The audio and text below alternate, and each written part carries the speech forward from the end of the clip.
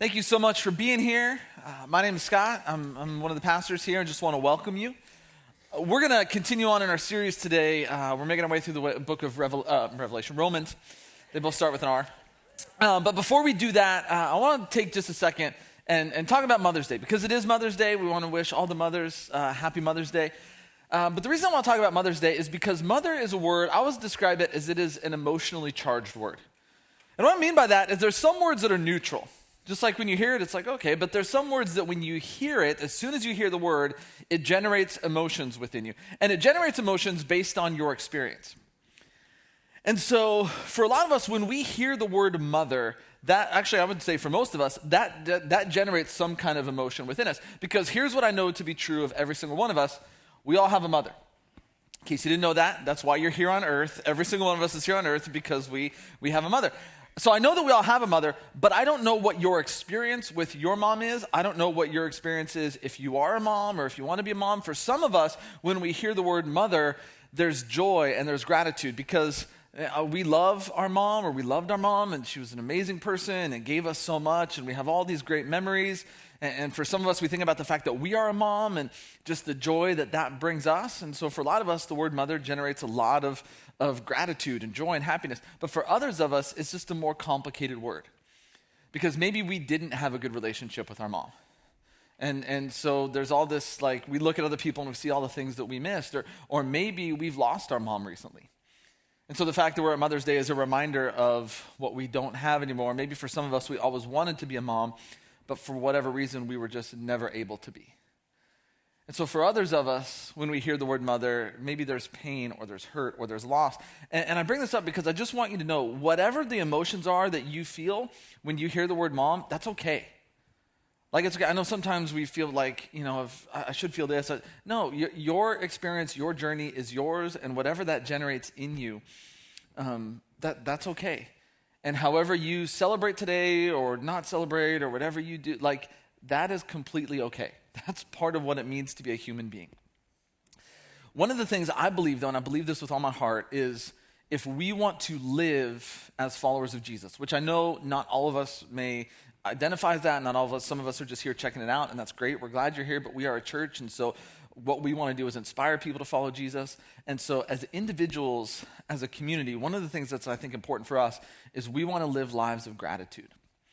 And we want to be people who are rooted in the gratitude that we have, first of all, for God, but secondly, for each other. I mean, the Christian life is all about living in response to what it is that God has done for us in Jesus. I think the same is true in our life, is we should respond in gratitude for the people around us. And I believe that all of us, regardless of what our past, our history is, I think we can all have gratitude for our moms. Because even if you look back on your life, and even if you had a miserable relationship with your mom, and even if you look at your mom and you think, my mom was a terrible person, my mom did nothing right, here's what I need you to know today. Your mother did at least one thing right. She had you. And I'm serious about that. You may be the only thing that your mother did right, but at least she did that right. And so I think all of us can express gratitude to our moms for something. Even if it's just, Mom, you gave me life. The reason I'm here today is because of you. I want to thank you for that. Others of us, we have a lot more to be grateful for our moms. Some of us, I know that I wouldn't be who I am or where I am in life without my mom, that my mom has given me so incredibly much. And so what I want to do in just a second is I'm going to ask us all in just a second to stand up and just by round of applause show gratitude to our moms. And if your mom is here, and if you want to show her even more gratitude, I would encourage you to do that. For the most part, this is not universally true, but for the most part, moms enjoy hugs. They like those kind of things. I do know a few that are kind of like that. You know the dynamics of your family. So if your mom's right next to you, or if it's your spouse, you want to give them a hug, maybe your family fist bumps, or maybe you have some secret high five, handshake thing. I don't know, whatever it is. But I would encourage you to do that. If your mom's right there, if your spouse is right there, like, by all means do that. And even if they're not here, we still want to start by showing gratitude because, again, we all have something to be grateful for. And we want you moms to know that we love you and we value you. So let's take just a minute and let's express gratitude to our moms for whatever it is they've given us. Will you please stand with me and express gratitude to our moms who are here and our moms who are not here?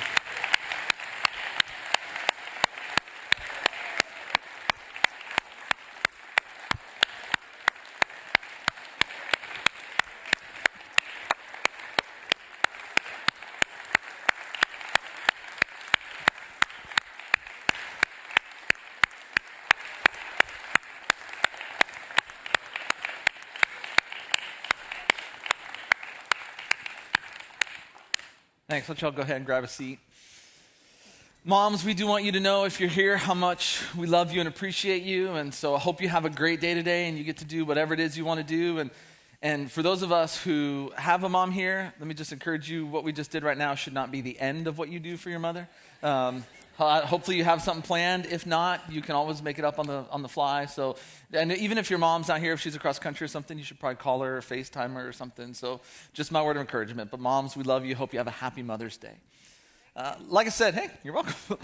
Like I said up top, we are continuing this journey we're taking through the book of Romans. Romans is actually a letter that we have for us in the New Testament. It's a letter written by the Apostle Paul to the church in Rome. And we've been in Romans for a while. We've got a couple weeks left. But Romans is considered kind of Paul's masterpiece letter. We have several letters that Paul wrote to churches that are in the New Testament, but Romans is kind of considered his greatest one because it's where he spends the most time really unpacking what is Christian faith all about, what does it mean to be a Christian, what does it mean to live like a Christian. And so the first part of Paul's letter that we've already gone through, and if you haven't been here, you can go back online and you can watch some of those past messages.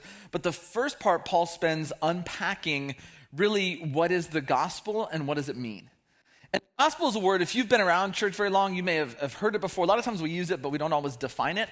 And so I want to make sure we understand what we mean when we say gospel. Gospel is a word, it's a Greek word. The New Testament was written in Greek that means good news. And originally it's a military term. It's used to deliver the good news of a military victory. Hey, we won. They would literally send a gospel messenger with this message of, we won. But it's the word that Jesus uses and then his followers use to describe his life, death, and resurrection. And the life, death, and resurrection of Jesus represents this good news. It represents this victory. And really what they're getting at is the first century world that Jesus lives in, dies in, resurrects in, the first century world that the church is born in. There was this Jewish hope in the first century world, and the church came out of Judaism. The Jewish hope in the first century world is that God would do something decisive. He would break into history. He would reclaim his creation, and he would reestablish himself as the sovereign king over all of it. If you look back in the first part of the Bible that we call the Old Testament, all the way back to the book of Genesis, which tells about creation, the story is that God created everything. But then there was rebellion, sin and death came into the world, and God's good creation kind of became corrupted.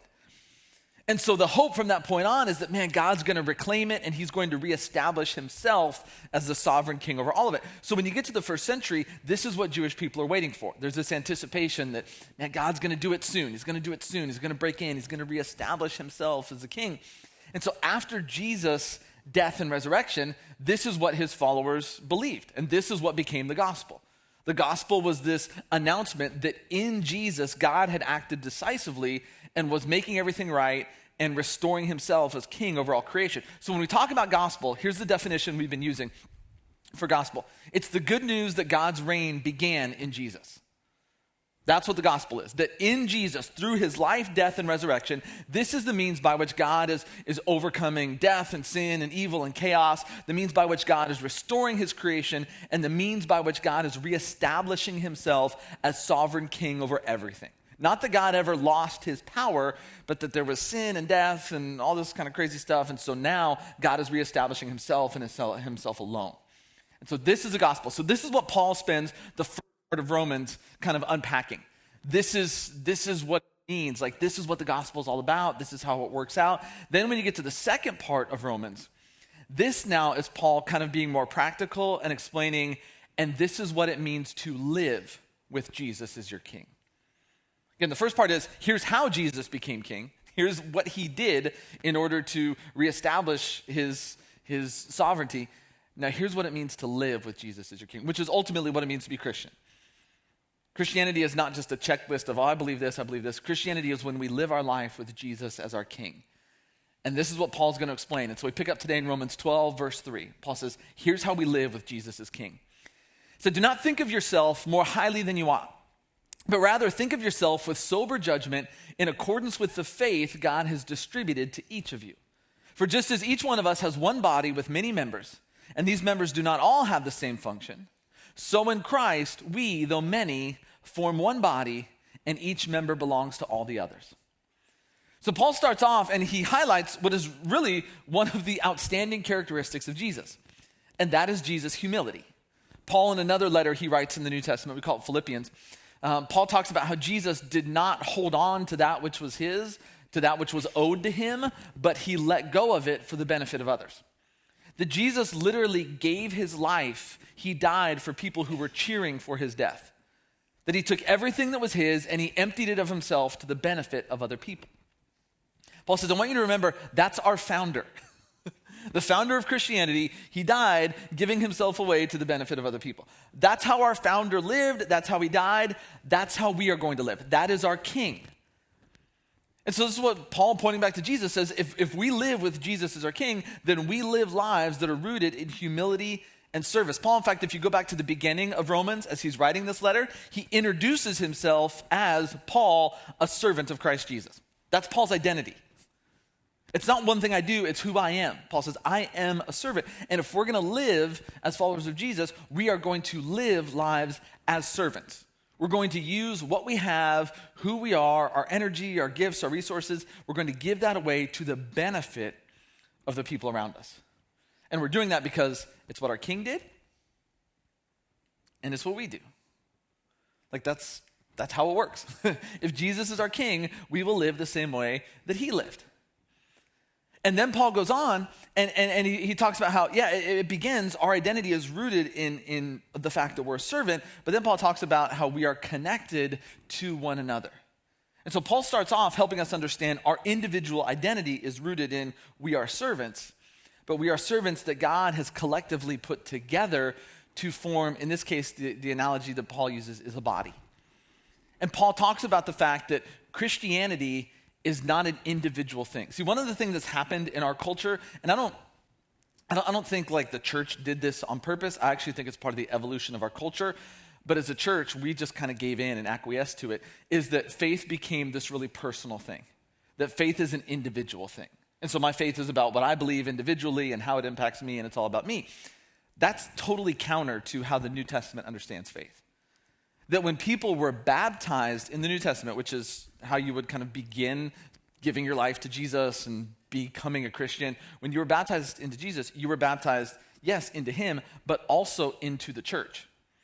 The New Testament does not understand a follower of Jesus who is not intimately connected to a local church body. It's just, and notice the language Paul uses, because Paul uses strong language. Paul says, we actually belong to one another. Paul doesn't describe the church as like a social club. Like there are social organizations where you get together with other people, and usually they're based around the fact that you have some common interest. There's some hobby or something that you all like, and so you get together based around this. Paul doesn't describe the church as a social entity. Paul says we are literally a body that belongs to one another. This is who we are. Like, we are connected. That it's not just, we have one thing in common. No, like we literally are bonded together in a way that you just can't separate. Not without some pretty serious consequences. And so Paul wants us to understand that, yes, as individuals, we are servants. But we are servants together that make up this body, and we are all supposed to serve one another. And this is where Paul goes on, after he kind of explains who we are, that this is who we are, that if Jesus is our king, it means we live lives of service. It means we live these lives where we are committed to one another within the church, and we choose to love and honor one another within the context of the church. And so now he's going to talk to us about how we live. We are servants, we're together, and here's what should govern our life together. He goes on, he says, be devoted to one another in love. Honor one another above yourselves. Never be lacking in zeal, but keep your spiritual fervor, serving the Lord. Be joyful in hope, patient in affliction, faithful in prayer. Share with the Lord's people who are in need. Practice hospitality. So Paul talks about how, hey, in this community, in this body that is the church, we all have different gifts, we all have different talents, we all have different abilities and resources, and we're to use those to serve one another, to build one another up. But then Paul makes clear, he says, understand that the context in which the church lives is love. Sometimes I think we think that love is just one thing that the church does. What does the church do? Well, the church serves, and the church gives, and the church this, and the church that, and the church loves. Paul says, no. Love is like the umbrella. Everything else the church does falls under that. That love is the context under which we operate. So no matter what we're doing, we're giving, we're serving, even if we're having difficult conversations, even if we're confronting one another, whatever we do it, the only legitimate context for the church to operate in is love. If we are not engaging with one another in a spirit of love, no matter what we're doing or talking about, Paul's like, that we're not being the church.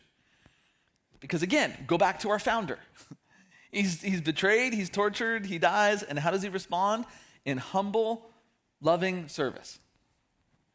This is who our king is, and so if we are going to live the way that our king lived, this is how we're going to live.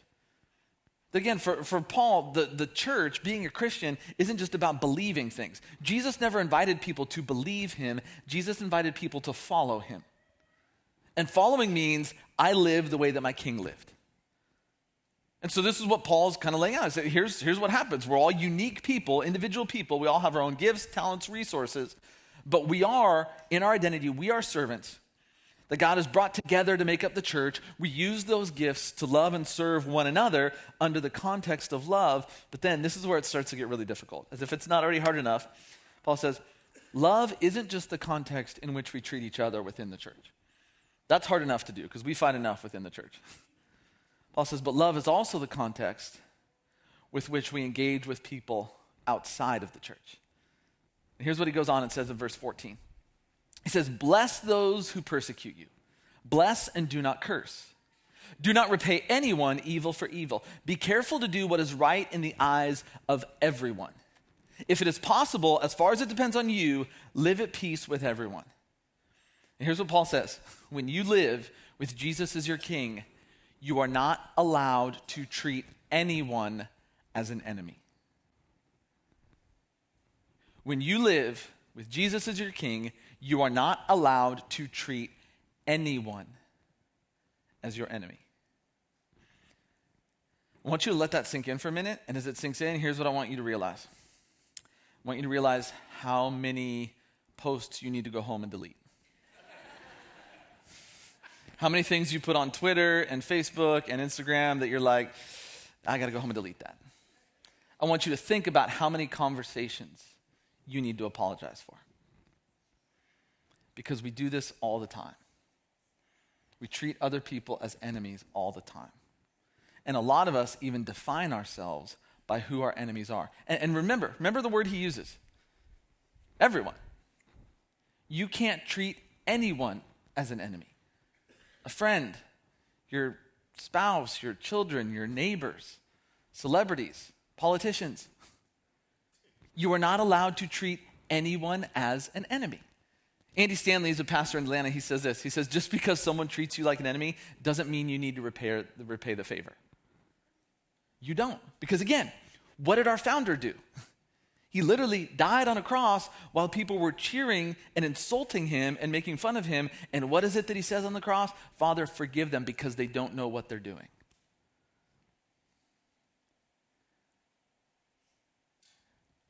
I'm trying to be very careful here because I'm not trying to be judgmental. I'm not trying to be critical. If a big part of your identity is what you're against, if a big part of how you live your life and define yourself is like, oh, these people, if you go all over social media and, oh, these people are the enemy, that person's the enemy, this person's the enemy, you're not living with Jesus as your king. I'm not saying you're not going to heaven. I'm not saying that. I'm just saying, like, if you really live, and this is Paul's point, if we really live with Jesus as our king, then we don't treat other people as our enemy, even if that's how they treat us.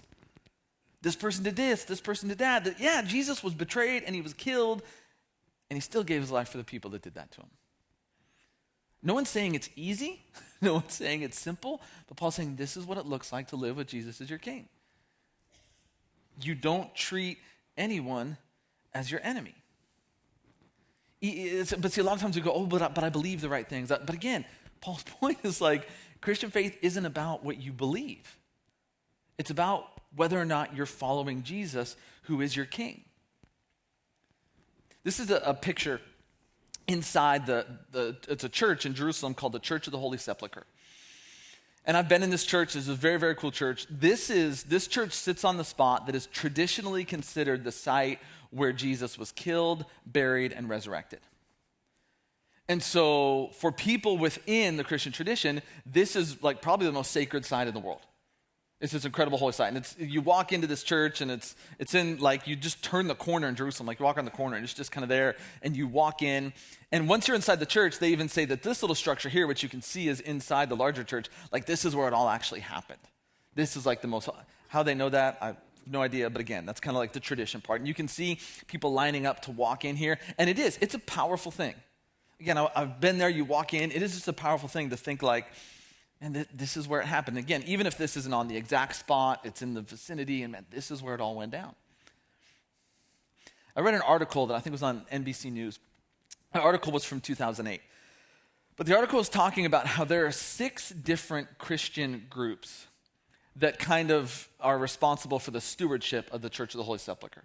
And by groups, I mean like groups, they're all Christian groups, but they come from a different tradition. So you have like Greek Orthodox or Catholic or Armenians or stuff like that. So they're all Christian, but they come from kind of a different part of the tradition. And this article was referencing an event that happened in 2008 where there was a group of Armenian clergy that were having, they were kind of like having a processional around this middle part of the Church of the Holy Sepulchre. And it was celebrating some important day within their tradition. So you have these Christian Armenian clergy that are kind of having this little gathering here. There's a group of Greek Orthodox clergy that were upset because they felt like the fact that the Armenians were doing it without having Greek Orthodox or without having other people, they felt like the Armenians were making a claim on this site that this site belonged to them when it actually belonged to everyone. And so what happens is these two groups get in a full-on fist fight.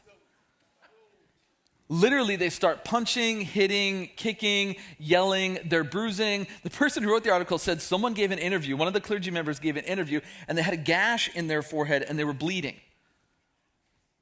So they got into a full-on fist fight. As I'm reading the article, like as if that wasn't bad enough, that wasn't even the worst part of the article. You know what the worst part of the article was? It was a pretty short article describing this event. But when you get to the end of the article, like literally the last paragraph, the last 2 sentences, makes reference to the fact that the 6 Christian groups that steward this site fight here on a regular basis. The site where Jesus died and resurrected, we are literally beating the crap out of each other at it. Like that's what's happening. It is ridiculous. Because again, what happened here? Our founder, Jesus, the man who gave his life for the benefit of others, the man who refused to fight, the man who people wanted him to fight. They wanted him to fight. They were challenging to fight. They were begging him to fight. Would not do it. His followers were wanting him to fight. No, put that sword away. And he healed the guy when Peter cut off his ear. Like, everyone wanted him to fight. He wouldn't fight. So what are we doing? We're fighting on the side of his resurrection. Like, it is absolutely ridiculous. But I would argue the way the church in this country has lived and responded over the last 2 years is just as ridiculous. And so here's the thing.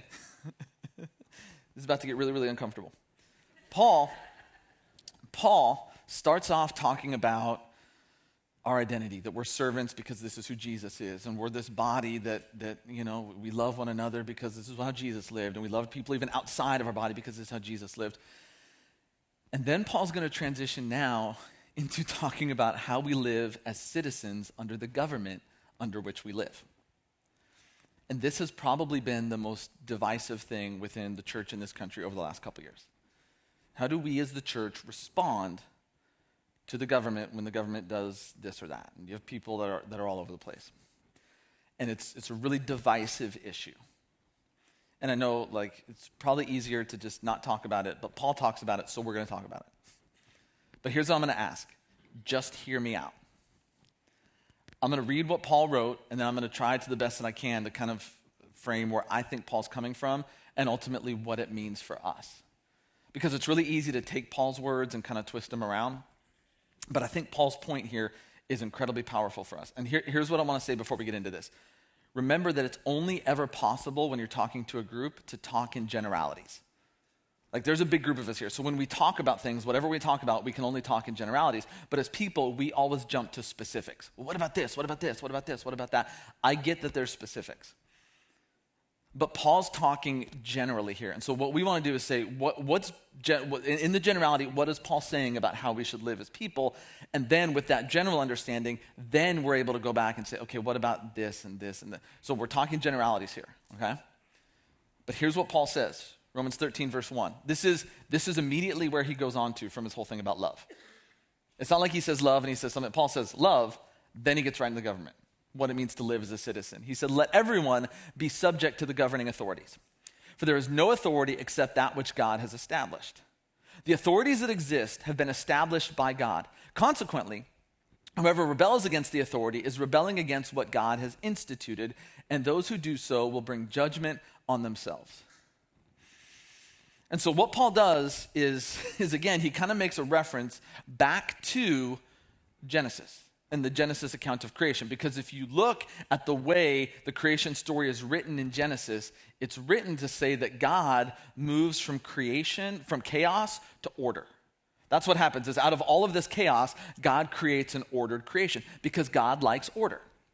God likes there to be order and God likes there to be structure. And the reason for that is because God knows that you and I as human beings will only thrive if there is some structure.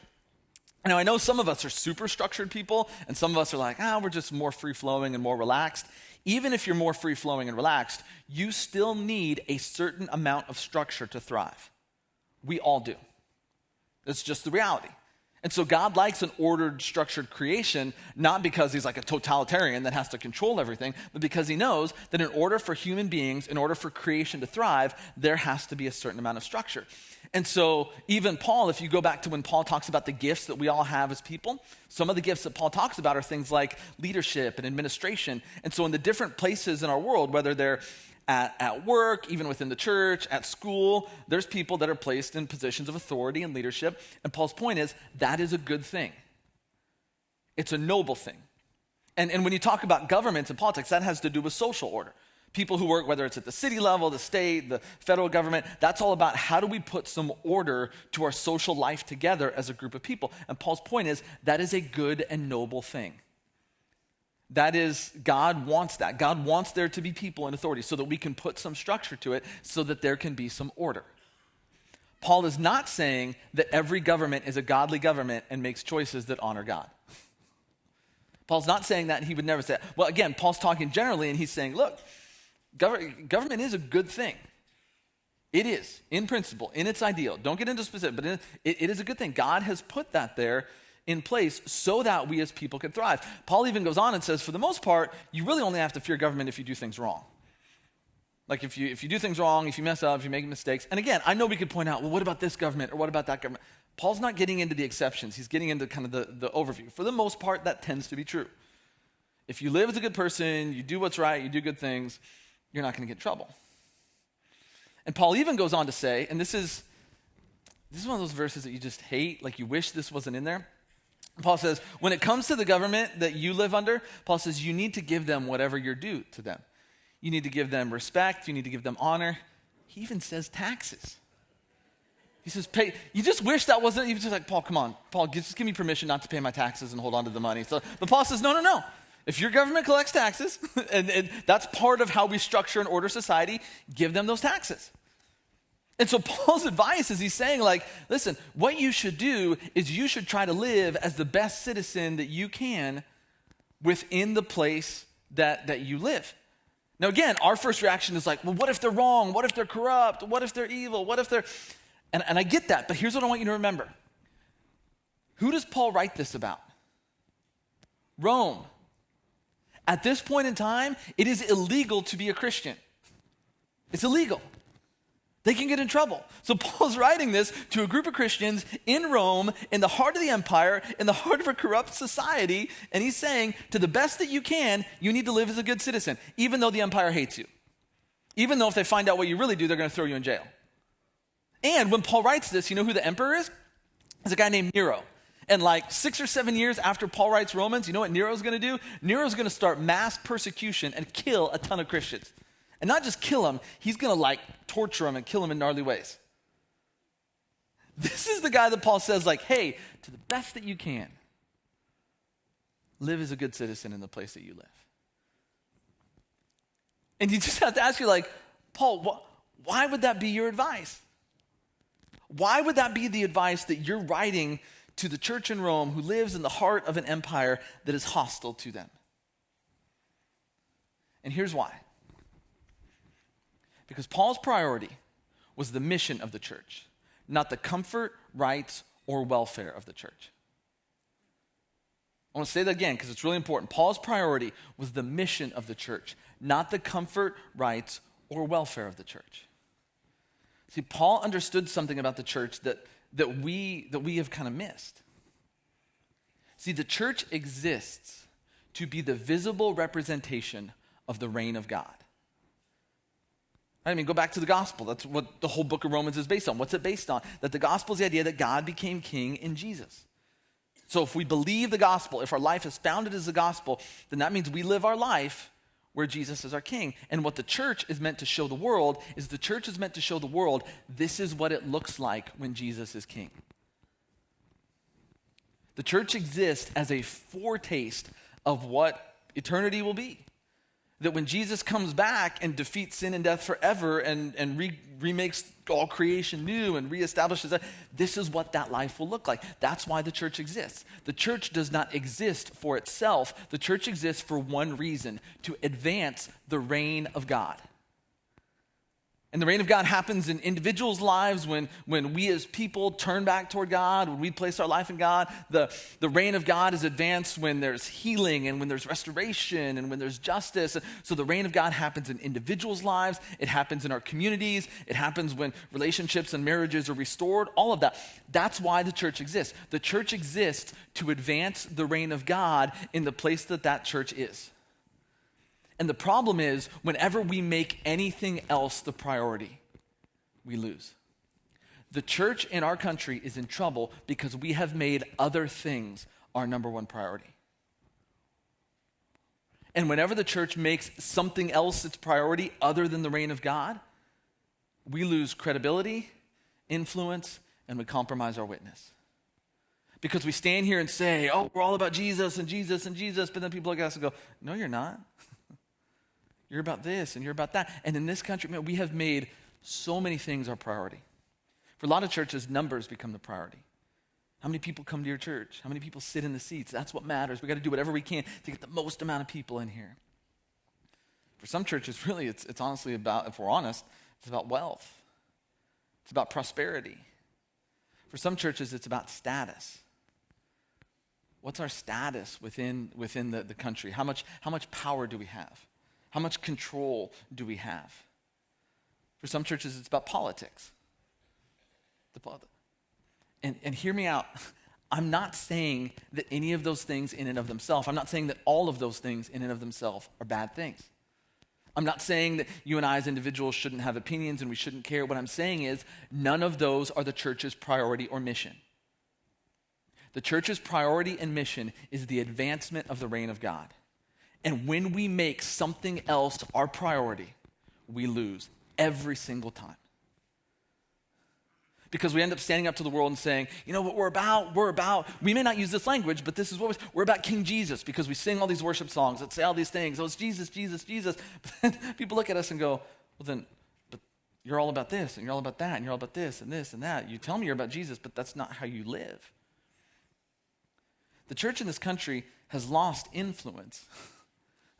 Not because we lack passion or zeal or desire. We've lost influence because we've made the wrong thing our priority. Check this out. It's devastating, but it's fascinating.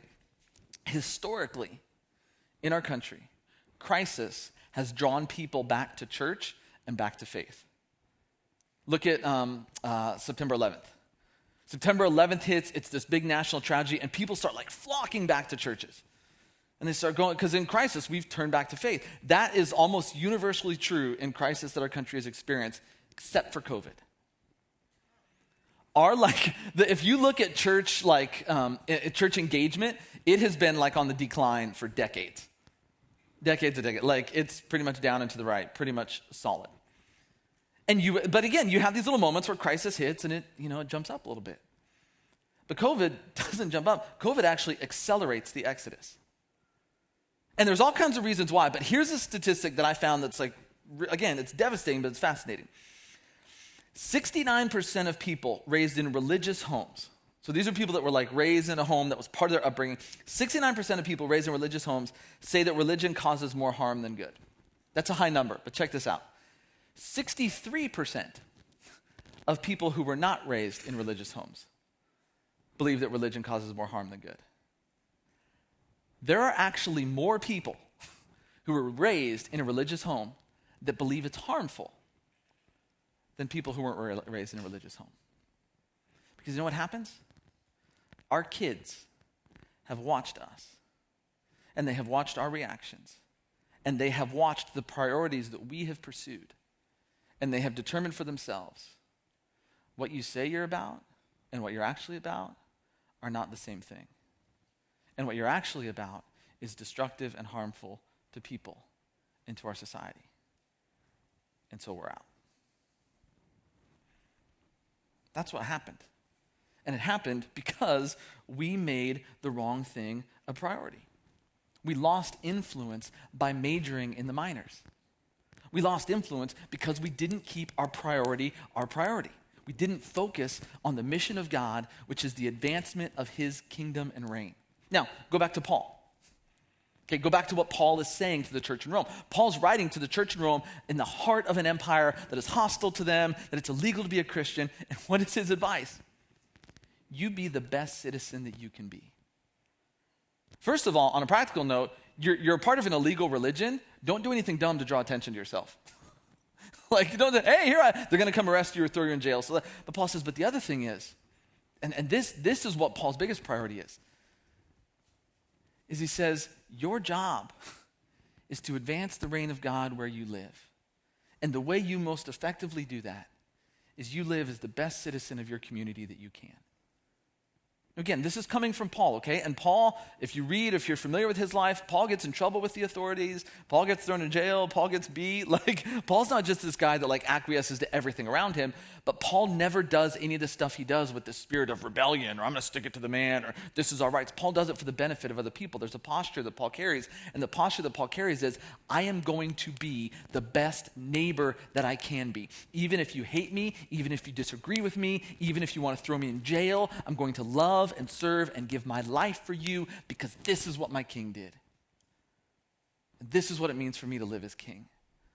So that's what Paul tells him. He goes, just live as the best citizen that you can.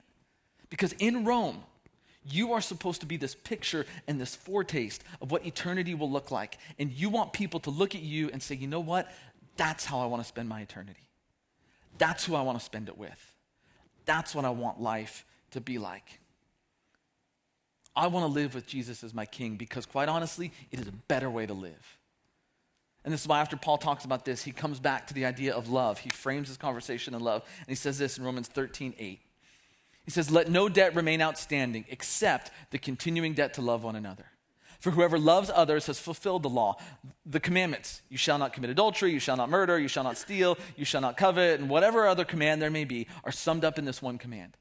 Love your neighbor as yourself. Love does no harm to a neighbor. Therefore, love is the fulfillment of the law.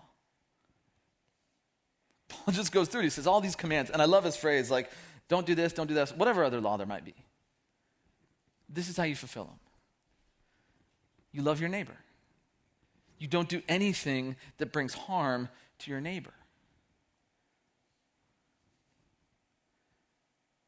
When you look out on the situation in our culture, in our nation, and where the church stands, it can be really frustrating. Because no matter what your viewpoint is, no matter what, the church is losing ground. The church is losing influence. The credibility of the church is going down. People's trust and confidence in the church is going down. And that's it's an undeniable fact. And it's really easy to look at it and just kind of give into despair or fear or just want to hold on. And I'll admit it's bad. It's bad. But there is hope. Renewal is always possible because God is in the business of renewal. Resurrection is kind of his thing. It's what he's known for. And so as bad as the situation may be, I believe the church in this country, in this culture, and I believe our church specifically, because this is what you and I can influence. You and I can influence our church, our community, our place. And so that's what we need to focus on. I believe we can experience renewal. I believe out of this we can become better. I believe out of this we can reclaim our focus. That's where renewal begins. Renewal is not a strategy. Renewal is not a program. Renewal is about reclaiming what our priority is, and our priority has to be the advancement of the reign of God. If we can reclaim that priority, then renewal can happen in our church, in our community, in this culture, in this nation. And as we seek, which is what we're trying to do, as we seek as a church to reclaim what a priority should have been all along, I think there's 3 things that we need to keep in mind. And here they are, just real quick. 1, to remember the church exists solely for the advancement of the reign of God. I'm not saying we don't do other things or engage in other, but I'm saying that is our purpose, that is our focus, and we do not do anything that detracts from that. And anything that we do that detracts from that is compromising our mission and who God created us to be. This is the sole reason we exist. Number 2, the church will only be healthy if we're all contributors. That's what Paul says. We're all a part of this together, and we're only healthy if all of us are using what we have and who we are to the benefit of everyone. We can't be consumers anymore. Christianity in this country for too long has been a consumeristic religion. We have to be contributors. And number 3, love is the only legitimate context for the life of the church. It's not a thing that we do. It is the context for which we do everything. And I know for some of us that are sitting there, we're going, okay, I get all this, and it sounds fluffy, and I get all this, but we got to do more. We got to take a stand. We got to stand up to this. We got to stand up to that. And I get that. I understand that. But here's what I want to remind you, okay? This is what Paul tells the church in Rome to do. And here's the thing. It worked. It worked. You know what happens 300 years after Paul writes the letter to the church in Rome? You know what happens? The whole Roman Empire converts to Christianity. And you know why? Because at that point, a bulk of the empire was already Christian. And you know why they were already Christian? Because that's how the early church lived. It works. It may be counter to what we think, we got to do this, but this works. It's subversive. It's, quite honestly, it's the way that Jesus lived. And Jesus said, if you want to follow me, if you want me to be your king, this is how you live. I know we want like an immediate, we want things to turn around now. That didn't happen in Rome, and I hate to break it to you, it's probably not going to happen here. The revival that you and I want may not happen in my lifetime or your lifetime. Maybe our kids or our grandkids. But what's at stake is the future of our nation, our people, our culture. And what we need to do is we need to recover what it really means to be a people who live with Jesus as our King. Let me pray. Father, I thank you for your love for us. And God, I know so many times we have mixed up our priorities. And God, I don't believe we mix up our priorities because we're trying to do the wrong thing. I really honestly think, I know in my life and in a lot of people's lives and in so many churches, our desire is to do the right thing. We want to honor you. But God, we get angry, we get afraid, we get worried, we get concerned. And it forces us to shift our focus and shift our priorities onto something else. And even if that something else isn't bad, it's not our focus. Our focus is your reign and your kingdom. And God, when we make anything else our priority and focus, we lose. Because we lose credibility, we lose influence, and we lose our witness. This is what Paul wanted us to protect at all costs. Father, help us to be the church that you dreamed of. Help us to be a church that shows our world this is what it's like when Jesus is king. And when Jesus is king, life is just better. We pray all this in your name.